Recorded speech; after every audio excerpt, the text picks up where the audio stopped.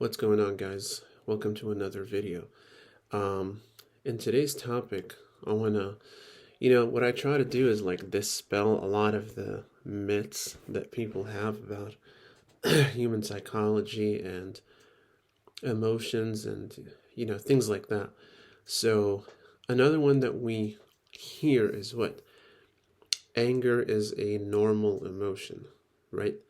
We often hear that said by so many people, including psychologists and pastors themselves, right? They say anger is a normal emotion. Everybody feels angry. In fact, even Jesus himself felt angry. So anger is not necessarily a sin. It's don't sin in your anger, right? Um, how truthful is that anger is a normal emotion? It's not true, right? It is not a normal emotion. It is only normal in the sense that you observe it frequently, right?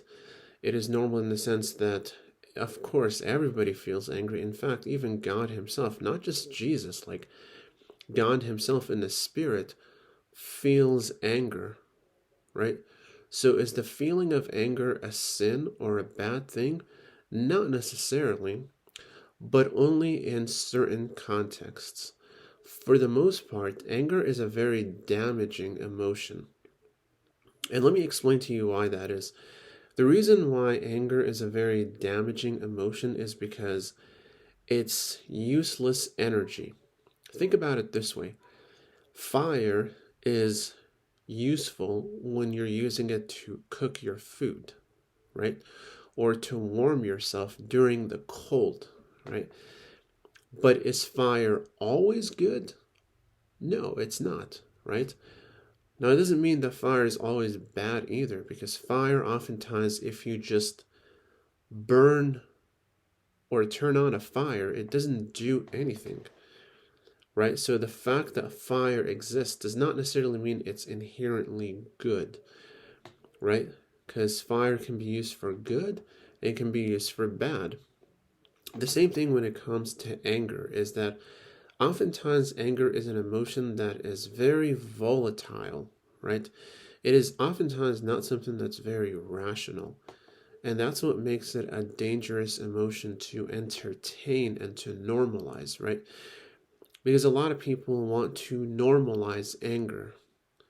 We should not try to normalize anger. What we should try to do is normalize understanding and exploring and reducing anger and channeling it into proper ways, right? Into proper outlets. So we shouldn't try to normalize anger as much as we shouldn't try to normalize depression or anxiety or fear, right? Those are just the body's responses that tell you something is wrong, right? That there's something that you need that's not being met.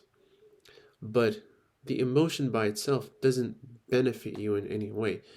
The only way it benefits you is by pointing you to something.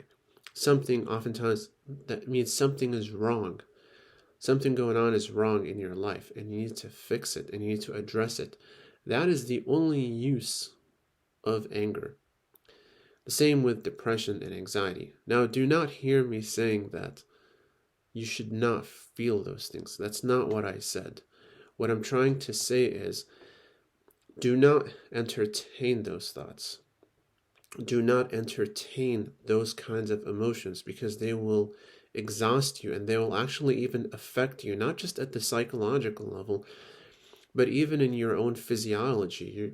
Your nervous system is going to be hyperactive and it will cause hypertension and heart problems eventually when you are constantly caught up in these negative emotions, especially anger.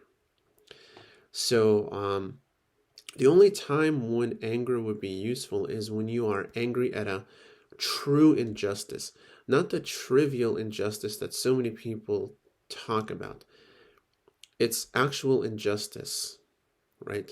And you're not just getting angry and that's it, but you're using that anger as fuel to propel you towards action.